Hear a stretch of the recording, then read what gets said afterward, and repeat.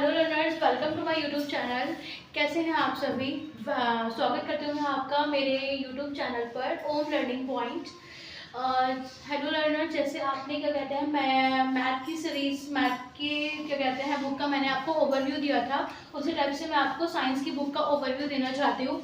इस में क्या कहते हैं जैसे मैंने आपको मैथ में बताया था कि इस चैप्टर में क्या है, कैसे कैसे है, कितना चैप्टर आपके लिए ज़्यादा इंपॉर्टेंट है, आगे तक इंपॉर्टेंट चलने वाला है और कितना आपके लिए थोड़ा थोड़ा इंपॉर्टेंट है। वैसे ही सेम मैं आपको साइंस की बुक का ओवरव्यू देना चाहती हूँ। 3 डेज हम मैथ कंटिन्यू तो 3 डेज हम साइंस की सीरीज को फॉलो करेंगे, ठीक है। और मैंने आपकी क्या कहते हैं प्रीवियस प्रैक्टिस के लिए एक शीट आपको क्या कहते हैं यूट्यूब पर डाली थी, उस शीट को आप जरूर करें और कोई भी अगर क्वेरी हो तो आप उसको कमेंट सेक्शन में कमेंट करके आप मुझसे पूछ सकते हैं। अदरवाइज मैं उसको अभी मे बी कल जहाँ तक उसको सॉल्व करवाऊंगी, उसका सॉल्यूशन आपके साथ लेकर आऊंगी। तो स्टार्ट करते हैं साइंस के सिलेबस का हम ओवरव्यू। फर्स्ट यूनिट है, फर्स्ट यूनिट में आपके 2 चैप्टर्स है लर्नर्स। कितने चैप्टर्स हैं? Only 2 chapters. फर्स्ट है आपका कंपोनेंट्स ऑफ फूड मतलब फूड के बारे में पढ़ना है। इसमें आपको खाने के बारे में आपने पहले भी फर्स्ट क्लास से आप कंटिन्यूसली पढ़ते हुए आ रहे होंगे। कंपोनेंट्स ऑफ फूड क्या है, कैसे कैसे फूड बनता है, पहले आपने थोड़ा बहुत पढ़ा होगा, अब इसको हम थोड़ा डिटेल में पढ़ेंगे। फर्स्ट चैप्टर में बस इतना ही है। सेकंड आता है सेपरेशन ऑफ सब्सटेंसेस। सब्सटेंसेस क्या होते हैं? पृथक्करण, पदार्थों का पृथक्करण। तो सब्सटेंसेस की हिंदी क्या होती है लर्नर्स? पदार्थ। मतलब कोई भी पदार्थ या कोई भी चीज़ उसको हम टुकड़ों में पृथक्करण मतलब चीज़ों को छोटे छोटे भागों में तोड़ना, उसको कैसे तोड़ेंगे, ठीक है। तो ये आप सेकंड चैप्टर में पढ़ेंगे। थर्ड में आता है यूनिट सेकंड में आता है third chapter materials of daily uses. Daily uses में हम जो भी मटेरियल्स को यूज करते हैं उसके बारे में आप सेकंड यूनिट में पढ़ेंगे। सेकंड यूनिट में ओनली 1 चैप्टर है, ठीक है। ओके लर्नर्स, आगे चलते हैं हम थर्ड यूनिट पर। थर्ड यूनिट में आपके पास 4 चैप्टर आपको देखने के लिए मिलेंगे।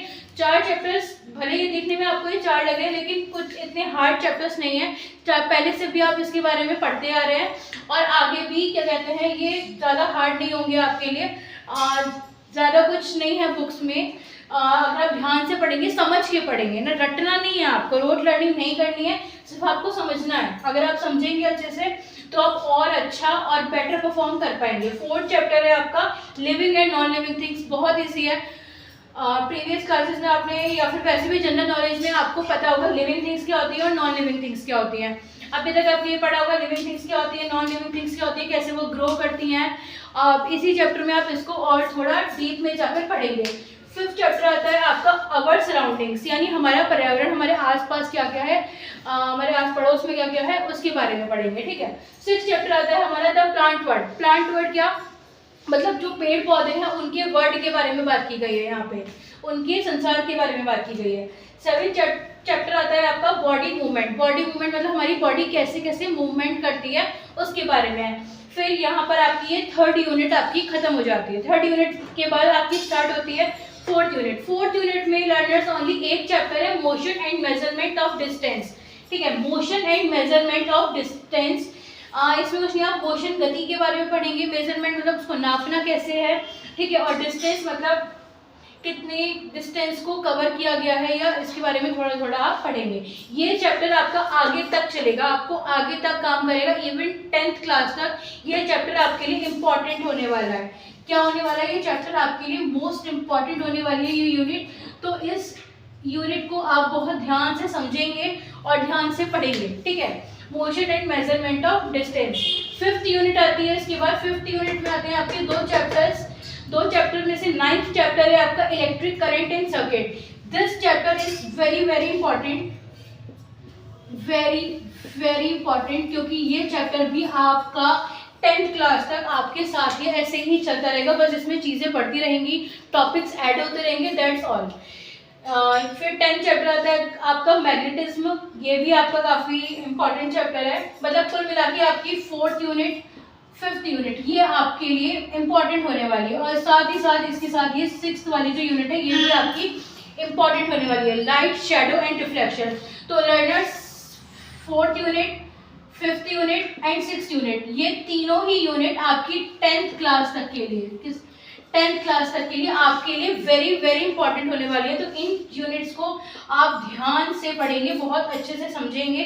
अगर आप चीज़ों को समझेंगे तो आपके लिए बेटर होगा। अगर आप उसको रोट लर्निंग करेंगे, लास्ट मोमेंट पे जल्दी जल्दी याद करने की कोशिश करेंगे, तो वो उसमें सिर्फ रेक्टिफिकेशन होगा और कुछ नहीं होगा। ठीक है, इसमें लाइट के बारे में पढ़ेंगे आप। 6 यूनिट में शेडो हो गया, रिफ्लेक्शन हो गया, लाइट कैसे चलती है, शेडो कैसे परफॉर्म करती है हमारी, रिफ्लेक्शन कैसे होता है, ये सब आप पढ़ेंगे। अब आती है हमारी last unit, 7th unit, importance of air.